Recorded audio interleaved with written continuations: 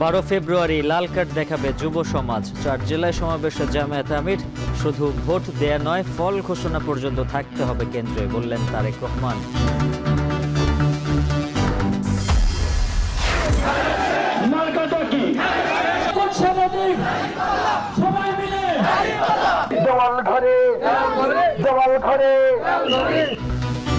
সারা দেশে জমজমাট নির্বাচনী প্রচার। মাঠ চষে বেড়াচ্ছেন বিদ্রোহী স্বতন্ত্র সহ অন্য দলের প্রার্থীরা, দিচ্ছেন আশ্বাস আর প্রতিশ্রুতির ফুলঝুরি।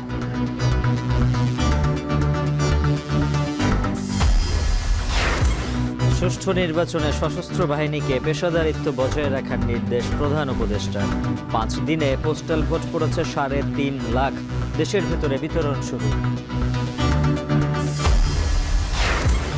চাংখারপুল হত্যার মামলায় সাবেক ডিএমপি কমিশনার হাবিবুর সহ 3 জনের মৃত্যুদণ্ড। 3 কনস্টেবলের 3 বছর করে কারাদণ্ড। সাজা বাড়াতে আপিল করবে প্রসিকিউশন। অবশেষে নিষিদ্ধ ঘোষিত ছাত্রলীগ নেতা সাদ্দামকে 6 মাসের জামিন হাইকোর্টের। স্ত্রী সন্তান হারানোর পর মানবিক বিবেচনায় এই আদেশ।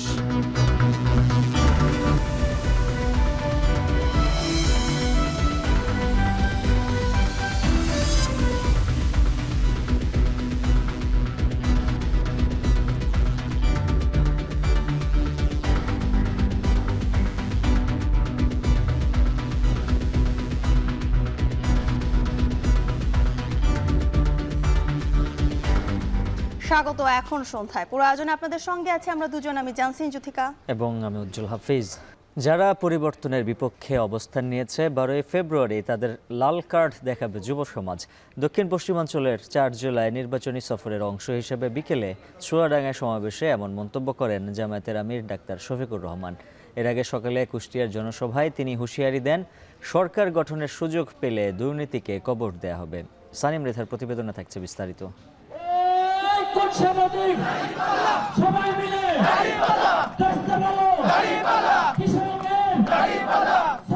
বিরামহীন নির্বাচনী প্রচার প্রচারণার 5ম দিনে জামায়াতে আমিরের জনসভা ছিল কুষ্টিয়াতে। এর মধ্য দিয়ে শুরু হলো দক্ষিণ পশ্চিমাঞ্চলের নির্বাচনী প্রচার প্রচারণা।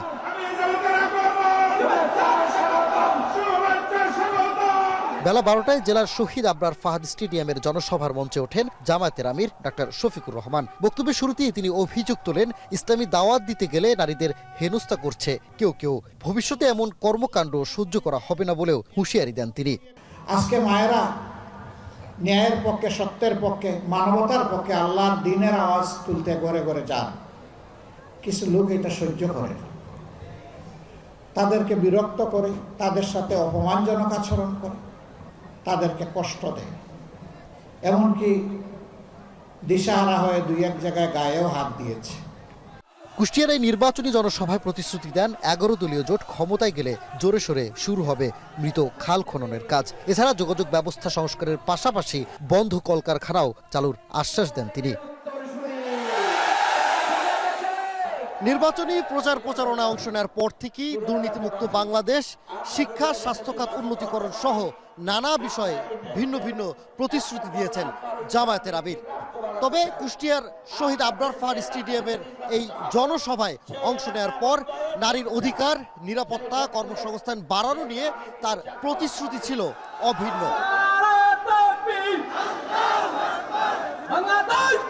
পরে দুপুরে মেহেরপুরে নির্বাচনী জনসভায় অংশ নিয়ে ডাক্তার শফিকুর রহমান বলেন, 11 দলীয় জোট ক্ষমতায় গেলে প্রত্যেককে সম্পদের হিসাব দিতে হবে। পাশাপাশি দুর্নীতির বিরুদ্ধে কঠোর অবস্থানের কথা তুলে ধরেন তিনি। পদ বাড়ানোর কাজ করতে হবে জনগণের, আপনার আমার না। এই জনপ্রতিনিধিরা সব কিছু উজাড় করে তারা জনগণের সেবা করতে বাধ্য থাকবেন। এই সৎ সাহস যাদের আছে তারাই কেবল জনপ্রতিনিধি হওয়ার জন্য এগিয়ে আসবেন। এ সাহস যার নাই তার আসার প্রয়োজন নেই।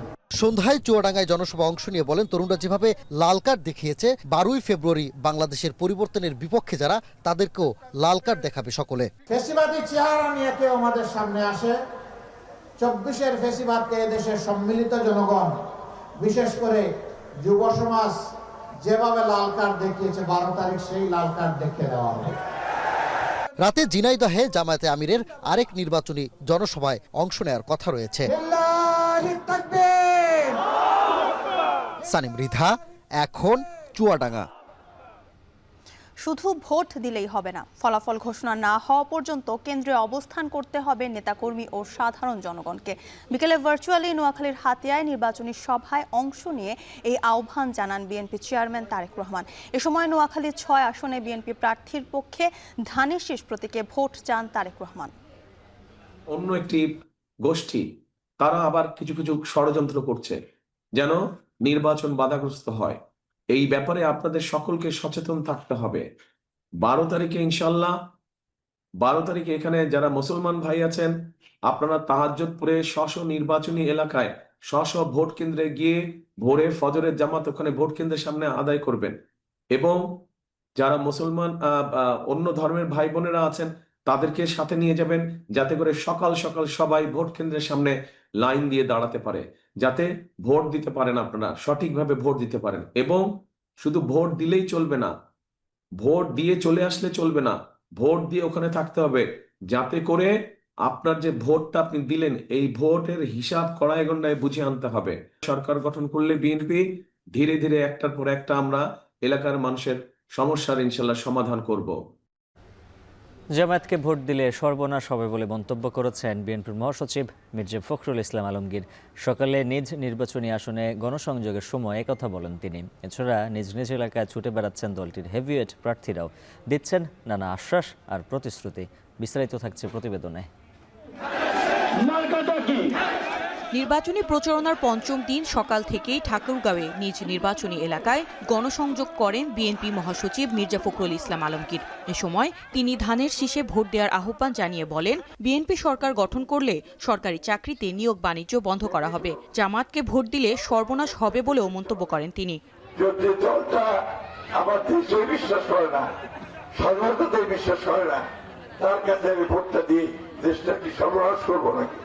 আমরা আমানত খেয়ানত করি না, আমরা যে ভোট নেই যে আমরা কাজ করার চেষ্টা করি। আমরা এই ভোট নিয়ে আমরা ঘুষ চাই না।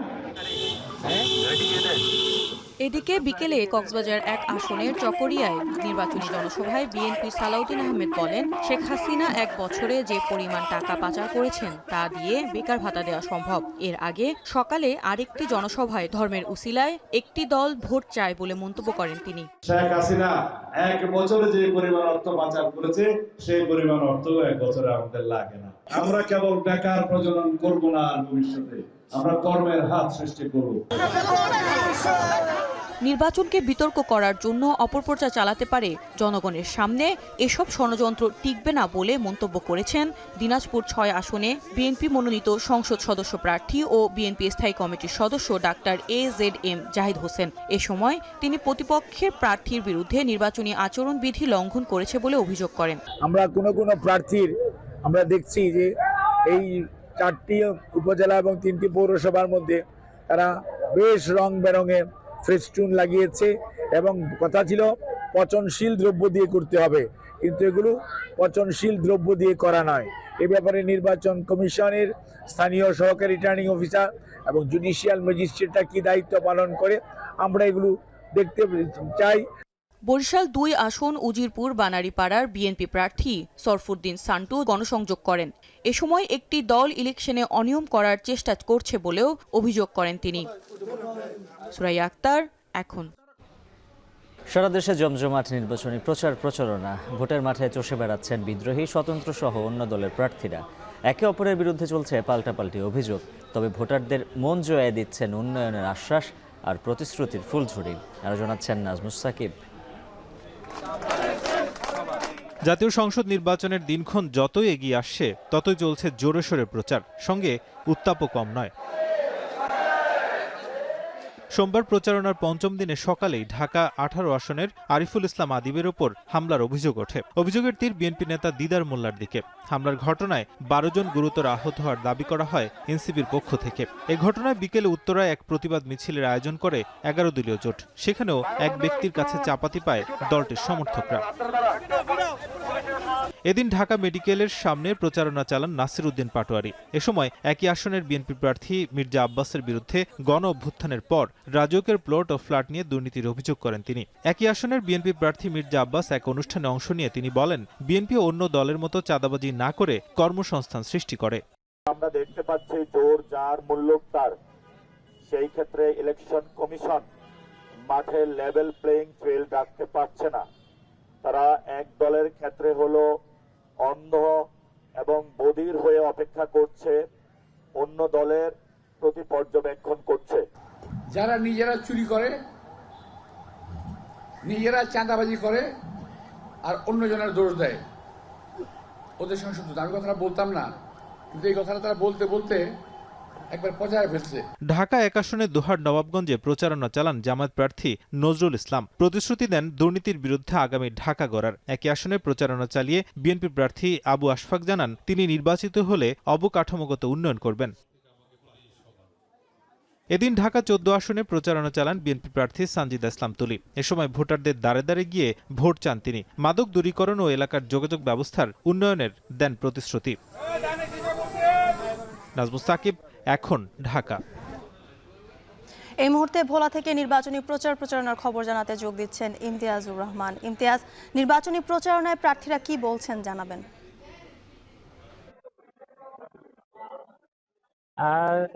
জ্যোতিকা, আমি রয়েছি ভোলা সদর রোডে। এখানে মূলত ভোলা ১ আসন থেকে বিএনপি জোটের প্রার্থী এবং ভোলার যে বিজেপি চেয়ারম্যান রয়েছে আমদা আলিকুর রহমান পার্থ, তিনি গণসংযোগ করছেন। আপনি পেছনে দেখতে পাচ্ছেন যে কিছুক্ষণ আগে কিন্তু এখানে গণসংযোগ করেছেন ব্যারিস্টার আমদা আলিকুর রহমান পার্থ। তিনি শুধু তার যে বাসা রয়েছে উকিলপাড়া শান্তনীর, সেখান থেকে সদর রোডে একজন কিন্তু সদর রোডে কিন্তু গণসংযোগ করতে করতে যাচ্ছেন। কিন্তু সেখানে তিনি প্রার্থীদের যে সাথে তার যে প্রতিশ্রুতি এবং রয়েছে তা কিন্তু দিচ্ছেন এবং প্রার্থীদের যে প্রত্যাশা তা কিন্তু শুনছেন। সকালে কিন্তু তিনি বিভিন্ন এলাকায় গণসংযোগ করেছেন। পরপরই কিন্তু আজকে সন্ধ্যা নাগাদ ভোলা সদর রোডে তিনি গণসংযোগ করছেন। পাশাপাশি কিন্তু যে লিফলেট বিতরণ করছেন। লিফলেট বিতরণের পাশাপাশি যে ভোলার যে সাধারণ ভোটাররা রয়েছেন তাদের যে প্রত্যাশা রয়েছে, ভোলা বরিশাল সেতু, ভোলার স্বাস্থ্য কার্ড সহ ভোলার যে সকল উন্নয়নের স্বার্থে যে সকল দাবি দাবা রয়েছে ভোলাবাসী, সেই দাবি দাবার কথা তিনি শুনছেন এবং ভোটারদেরও কিন্তু তিনি নানা প্রতিশ্রুতি কিন্তু দিয়ে আসছেন বলে কিন্তু আমরা দেখেছি। আমি কিছুক্ষণ আগে তিনি যেই ভোলার উকিলপাড়ার যে শান্তরি রয়েছে তার যে বাসভবন, সেখান থেকে তিনি ভোলার সদর রোডে গণসংযোগ শুরু করেছেন এবং এই গণসংযোগের মাধ্যমে কিন্তু ভোটারদের কাছে কিন্তু তার যে প্রতীক রয়েছে বরাদ্দ প্রতীক গরুর গাড়ির মার্কা, তার যেই বিজেপির যে প্রতীক রয়েছে সেই গরুর গাড়ির প্রতীকের কিন্তু ভোটকে কিন্তু তারা ভোট দেওয়ার জন্য কিন্তু তিনি জানিয়ে আসছেন। তো শুধু এই ভোলার সদর আসন না, ভোলার 4টি আসনে কিন্তু নির্বাচনের যেই প্রচারণা তা জমে উঠেছে। ভোলার 4 আসনে প্রায় 24 জন প্রার্থী প্রতিদ্বন্দ্বী করছে বলে কিন্তু আমরা জানতে পেরেছি। তো ভোলার প্রতিটি আসনে কিন্তু জমজমাট ভাবে উৎসবমুখর ভাবে প্রচারণা চলছে। তো এই ছিল আমার কাছে ভোলার সদর রোড থেকে প্রচারণার সর্বশেষ তথ্য। ভোলা থেকে নির্বাচনী প্রচারণার সবশেষ তথ্য জানাচ্ছিলেন ইমতিয়াজুর রহমান। বিভিন্ন স্থানে নারী কর্মীদের হেনস্থা ও হামলার অভিযোগ জানিয়ে আইসিকে কার্যকর ব্যবস্থা নেওয়ার দাবি জানিয়েছে জামাত। একই সাথে বলা হয় একটি বড় রাজনৈতিক দলের পক্ষ থেকে এসব করা হচ্ছে। অন্যদিকে আইসি সচিব জানান, লেভেল প্লেইং ফিল্ড আছে বলেই প্রার্থীরা নির্বিঘ্নে প্রচারণা চালাতে পারছেন। এদিকে আজ থেকে দেশে নিবন্ধন করা 7 লাখেরও বেশি ভোটারের পোস্টাল ব্যালটের কার্যক্রম শুরু হচ্ছে। মিয়া আমিরুল জানাচ্ছেন বিস্তারিত। নির্বাচনী প্রচারণার 5ম দিনে লিখিত অভিযোগ জানাতে ইসিতে জামায়াতের প্রতিনিধি দল। বিকেলে সিইসির সাথে বৈঠকে সমসাময়িক বিভিন্ন বিষয়ে দলটির পক্ষ থেকে কমিশনকে অবহিত করা হয়। এ সময় অভিযোগ করা হয়, বিভিন্ন স্থানে প্রচারণার সময় হেনস্থা ও হামলা শিকার হচ্ছেন জামায়াতের নারী কর্মীরা। একটি বড় দলের পক্ষ থেকে এসব করা হচ্ছে জানিয়ে ইসির কার্যকর পদক্ষেপের দাবি জানানো হয়। দেশের বিভিন্ন জায়গাতে তাদের উপর হামলা হচ্ছে, তাদেরকে নাজেহাল করা হচ্ছে, তাদেরকে অপদস্থ করা হচ্ছে এবং কোনো জায়গাতে খুবই লজ্জাজনকভাবে তাদের নেকাব পরিহিত অবস্থায় থাকলে তাদের নেকাব খোলার জন্য বলা হচ্ছে। তাদের অনেকের হাত থেকে মোবাইল ছিনিয়ে নেওয়া হচ্ছে। ঢাকা 15 সহ ঢাকার বিভিন্ন আসনগুলোতে, দেশের বিভিন্ন এলাকাগুলোতে এই ঘটনাগুলো পরপর ঘটে যাচ্ছে। আজকেও এই ধরনের ঘটনা কয়েকটি জায়গাতে ঘটেছে। তো আমরা ওনাদেরকে অনুরোধ করেছি যে এই সমস্ত বিষয়ে একটা বড় উদ্বেগ কাজ করছে। এর আগে দুপুরে সমসাময়িক পরিস্থিতি নিয়ে ব্রিফ করেন কমিশনার আব্দুর রহমান এল মাসুদ। জানান, ঋণ খেলাপি দ্বৈত নাগরিকত্ব সহ কোনো বিষয়ে কেউ তথ্য গোপন করে থাকলে ভোটের পর প্রমাণিত হলে ব্যবস্থা নেবে নির্বাচন কমিশন। কেউ যদি ঋণ খেলাপি বা অন্য কোনো অযোগ্যতা থাকা সত্ত্বেও নির্বাচনে পাশ করে যায়, তাহলে নির্বাচনের পরে নির্বাচন কমিশন স্বউদ্যোগে অথবা কোনো সংবাদের ভিত্তিতে তার বিরুদ্ধে ব্যবস্থা গ্রহণ করতে পারবে। ডুয়েল সিটিজেনের ব্যাপারে বা যে কোনো অযোগ্যতার ব্যাপারে যদি উনি ভুল তথ্য দেন এবং পরবর্তীকালে যদি এই ভুল তথ্যটা ধরা পড়ে, তাহলে ওনাকে বা ওনার বিরুদ্ধে নির্বাচন কমিশন ব্যবস্থা গ্রহণ করতে পারবে এবং তার মেম্বারশিপ বা তার পার্লামেন্টের মেম্বারশিপ বাতিল করতে পারবে। এদিকে নির্বাচনের লেভেল প্লেইং ফিল্ড আছে বলেই প্রার্থীরা প্রচারণা করতে পারছে বলে দাবি করেন ইসি সচিব। ইন কান্ট্রি পোস্টাল ভোটের ব্যালট পেপার আজকে থেকে ডিস্ট্রিবিউশন শুরু হয়েছে, যে বিভিন্ন জায়গায় যে দেশের ভিতরে যারা 3টা ক্যাটাগরির ভোটাররা যেটা পাবেন ব্যালট, সেটা হচ্ছে যে একটা সরকারি চাকরিজীবী, একটা যারা আপনার ভোট ব্যবস্থার সাথে জড়িত আছেন তারা, আর যারা আইনি হেফাজতে আছেন, এদের ব্যালট আজকে থেকে ডিস্ট্রিবিউশন শুরু হয়েছে। গণভোট এবং জাতীয় সংসদ নির্বাচন এর ভোট গণনা কনকারেন্টলি হবে, পাশাপাশি হবে, যাতে একটা ভোট হয়ে গেল আমি জিতে গেলাম বা হেরে গেলাম এই নিয়ে আর বা ইত্যাদি এই জিনিসগুলো যেন না হয়। বিদেশে যদি আচরণবিধি লঙ্ঘন করেন তাহলে সেটা ব্যক্তি পর্যায়ের। সচিব জানান, দেশের অভ্যন্তরে নিবন্ধন করা 7 লাখের বেশি ভোটারের পোস্টাল ব্যালট কার্যক্রম শুরু হচ্ছে আজ। কপিতে রাখেন সো দ্যাট আমরা এটাকে ফলো আপ করতে পারি। মিয়া আমিরুল, এখন, ঢাকা। আসন্ন ত্রয়োদশ জাতীয় সংসদ নির্বাচন ও গণভোট উপলক্ষে প্রধান উপদেষ্টা ডক্টর মোহাম্মদ ইউনূসের সাথে মতবিনিময় করেছেন সশস্ত্র বাহিনীর ঊর্ধ্বতন কর্মকর্তা। সকালে সেনা সদরে সভা অনুষ্ঠিত হয়। সভার শুরুতে প্রধান উপদেষ্টা দেশের বিভিন্ন প্রয়োজনে সশস্ত্র বাহিনীর গৌরবোজ্জ্বল ও দায়িত্বশীল ভূমিকার কথা উল্লেখ করেন। দীর্ঘ সময় ধরে ধৈর্য ও পেশাদারিত্বের সাথে দেশের আইন শৃঙ্খলা বজায় রাখার জন্য সশস্ত্র বাহিনীকে জানান তিনি। সভায় নির্বাচন সংশ্লিষ্ট বিভিন্ন গুরুত্বপূর্ণ সমসাময়িক বিষয়ে বিস্তারিত আলোচনা অনুষ্ঠিত হয়। এ সময় আসন্ন নির্বাচনকে সকলের জন্য অংশগ্রহণমূলক, শঙ্কামুক্ত ও সুষ্ঠুভাবে সম্পন্ন করতে সশস্ত্র বাহিনীকে পেশাদারত্ব বজায় রাখার দিক নির্দেশনা দেন প্রধান উপদেষ্টা।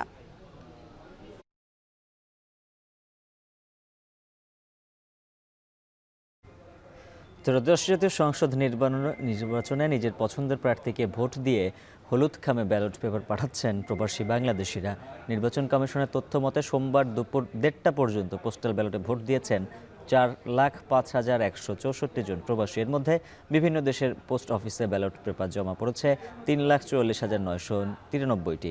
প্রবাসী ভোটার নিবন্ধন বিষয়ক ওসিভি এসডিআই প্রকল্পের টিম লিডার সালিম আহমদ খান জানান, আগামী 12 ফেব্রুয়ারি বিকেল 4:30 মধ্যে সংশ্লিষ্ট রিটার্নিং কর্মকর্তার কার্যালয়ে ব্যালট পৌঁছাতে হবে। এই সময়ের পর কোনো ব্যালট পৌঁছালে তা গণনা করা হবে না। এদিকে অ্যাপের মাধ্যমে বারকোড স্ক্যান, ফেস ভেরিফাই সম্পন্ন করার মতো কাজগুলোতে অনেক প্রবাসী অন্যের সহযোগিতা নিচ্ছেন, যদিও অনেকেই এখন পর্যন্ত ব্যালট না পাওয়ার অভিযোগও করেছেন।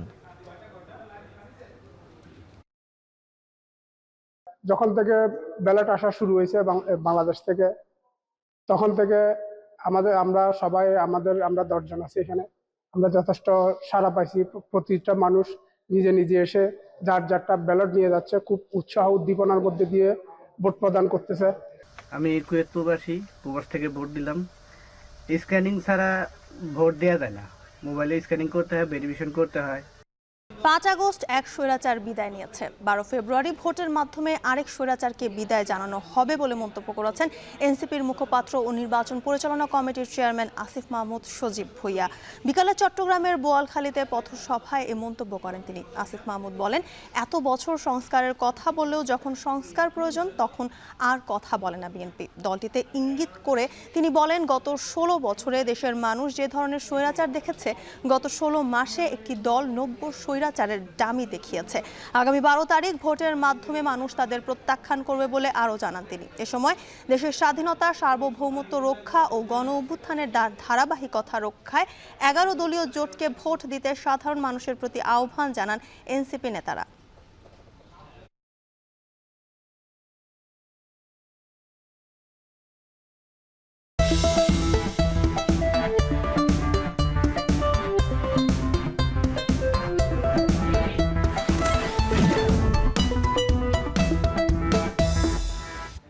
মাগুরায় এবারের নির্বাচনে বড় ফ্যাক্টর নারী ভোটাররা। এগিয়ে থাকা নারী ভোটারদের প্রত্যাশা, প্রশিক্ষণ, সহজ ঋণ ও পণ্য বাজারজাতকরণের সুযোগ নিশ্চিত করতে হবে।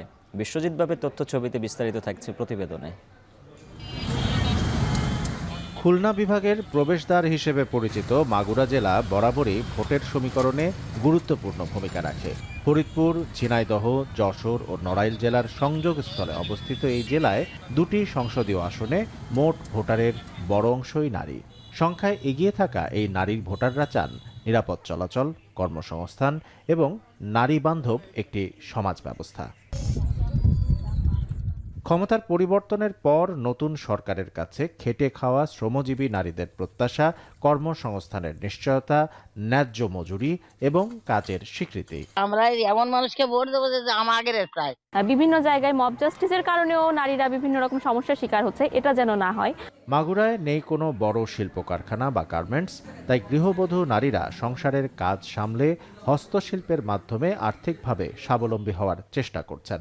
আমরা যে কাজগুলো করি সেগুলো আমরা স্থানীয় বাজারে সেই পোশাকগুলো যখন দিতে যাই তখন আমরা বিভিন্ন প্রশ্নের সম্মুখীন হই। এমন একটি সরকারকে ভোট দিতে চাই যেখানে নারীদের নিরাপত্তা নিশ্চিত করবে।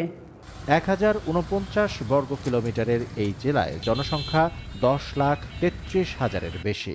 তাদের প্রত্যাশা পূরণই নির্ধারণ করতে পারে আগামীর নেতৃত্বের গ্রহণযোগ্যতা। এখন মাগুরা। দর্শক, নির্বাচনী প্রচারণার আরও খবর জানাতে পুরান ঢাকা থেকে আবারও যুক্ত হচ্ছেন জাবেদ আব্দুল্লাহ। জাবেদ, দিনভর তো প্রচারণার নানা আয়োজন ছিল, এখন কি অবস্থা সেখানকার জানাবেন? যদি আমি এখন আছি ঢাকা 6 আসনে। ঢাকার মধ্যে এটি একটি অত্যন্ত গুরুত্বপূর্ণ একটি আসন, মূলত সূত্রাপুর, ওয়ারী এবং কোতোয়ালি থানা এবং এর কিছু অংশ নিয়ে মূলত ঢাকা 6 আসন গঠিত।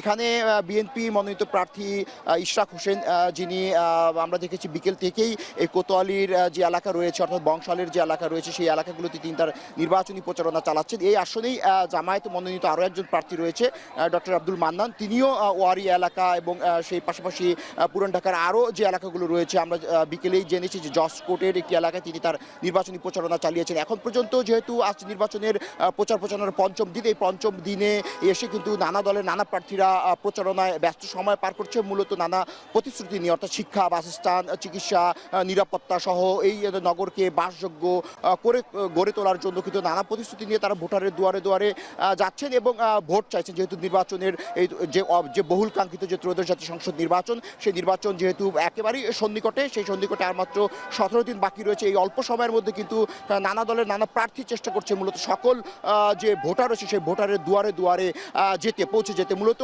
তারা বলছেন যে আগামীতে যদি এই এলাকার ভোটার যদি তাদেরকে ভোট দিয়ে জয়যুক্ত করে, তারা যদি সংসদে প্রতিনিধিত্ব করতে পারে, তাহলে এই এলাকার যে সমস্যা রয়েছে সমস্যা সমাধানে তারা আসলে বদ্ধপরিকর হবে না।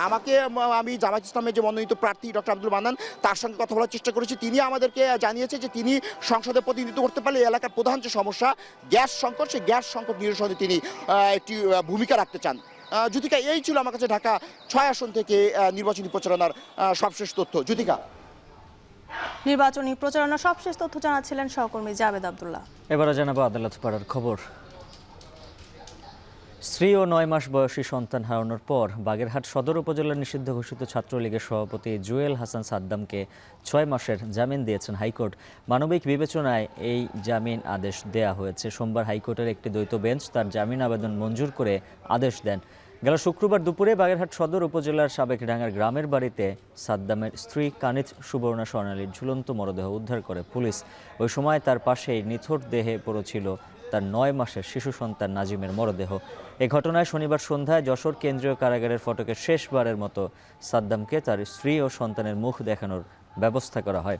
গত বছরের 5 এপ্রিল গোপালগঞ্জ থেকে গ্রেপ্তারের পর যশোর কেন্দ্রীয় কারাগারে বন্দী ছিলেন তিনি। বিষয়টি নিয়ে শনিবার কারা কর্তৃপক্ষ জানায়, মরদেহবাহী অ্যাম্বুলেন্সের সঙ্গে সাদ্দামের পরিবারের নিকট 6 সদস্যকে কারা ফটকে প্রবেশ করতে দেয়া হয়।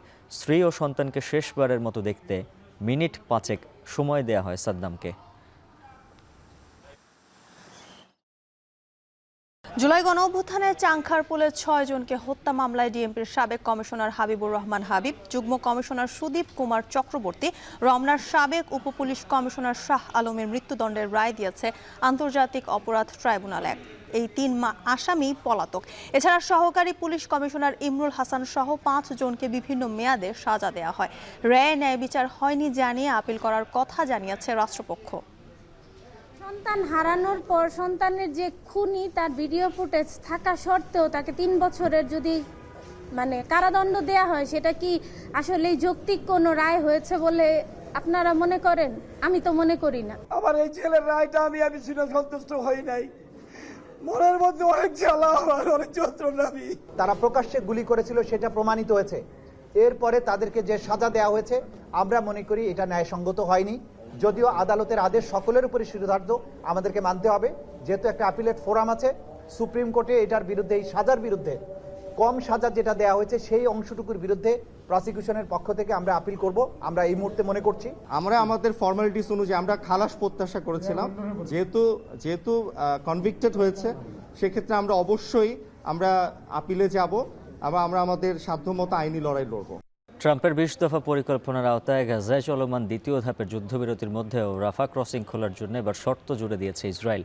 স্থানীয় সময় রোববার ইসরায়েলের প্রধানমন্ত্রী নেতানিয়াহুর কার্যালয় জানিয়েছে, গাজায় সবশেষ ইসরায়েলি বন্দির মরদেহ উদ্ধার অভিযান শেষ হলেই কেবল খুলে দেয়া হবে রাফা ক্রসিং। তাও পুরোপুরি নয়, সীমিতভাবে খুলে দেবে বলে জানিয়েছে তেল আবিব। জানিয়ে ফিলিস্তিনিদের মধ্যে নতুন করে আতঙ্ক ছড়িয়েছে। গাজা যুদ্ধ বন্ধ ও রাফা সীমান্ত পুনরায় চালু নিয়ে মার্কিন বিশেষ দূত স্টিভ উইটকফ ও ট্রাম্পের জামাতা জ্যারেড কুশনারের সঙ্গে নেতানিয়াহুর বৈঠকের পর আসলো এই ঘোষণা।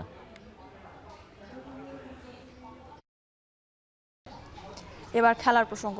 টি-20 বিশ্বকাপে পাকিস্তানের অংশগ্রহণের বিষয়ে চূড়ান্ত সিদ্ধান্ত নেওয়া হবে আগামী শুক্র অথবা সোমবার। প্রধানমন্ত্রী শাহবাজ শরীফের সঙ্গে বৈঠক শেষে জানিয়েছেন পিসিবি চেয়ারম্যান মহসিন নকভি। নিরাপত্তা ঝুঁকির কথা জানিয়ে ভারত সফরে আপত্তি জানানোর পর ভেন্যু পরিবর্তনে রাজি না হয়ে উল্টো বাংলাদেশকে বাদ দিয়ে স্কটল্যান্ডকে অন্তর্ভুক্ত করে আইসিসি। এই ঘটনায় কড়া সমালোচনা করে পিসিবি প্রধান মহসিন নকভি বলেন, বিশ্বকাপে তারা খেলবেন কিনা সেই সিদ্ধান্ত নেবে সরকার। এরই পরিপ্রেক্ষিতে প্রধানমন্ত্রী শাহবাজ শরীফের সঙ্গে আজ বৈঠক করেন নকভি। বৈঠক শেষে সামাজিক যোগাযোগ মাধ্যমে এক পোস্টে তিনি জানিয়েছেন, আলোচনা ফলপ্রসূ হয়েছে। সবগুলো অপশন মাথায় রেখেই সমাধান করার আহ্বান জানিয়েছেন প্রধানমন্ত্রী। শুক্র অথবা সোমবার চূড়ান্ত সিদ্ধান্ত আসবে। তবে পাকিস্তানের গণমাধ্যমগুলো বলছে, বয়কট নয়, বাংলাদেশকে সমর্থন দিয়ে 3টি বিকল্প নিয়ে ভাবছে পিসিবি। এর মধ্যে ম্যাচে কালো আর্ম ব্যান্ড পরে নামা, ভারতের বিপক্ষে ম্যাচ বর্জন করা এবং বাংলাদেশকে জয়ী ম্যাচগুলো উৎসর্গ করার প্রস্তাব আছে।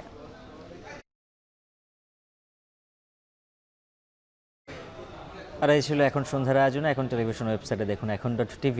এছাড়া ফেসবুকে দেখতে ভিজিট করুন facebook.com/tv.এখন এবং ইউটিউবে দেখতে ভিজিট করুন youtube.com/c/echontv।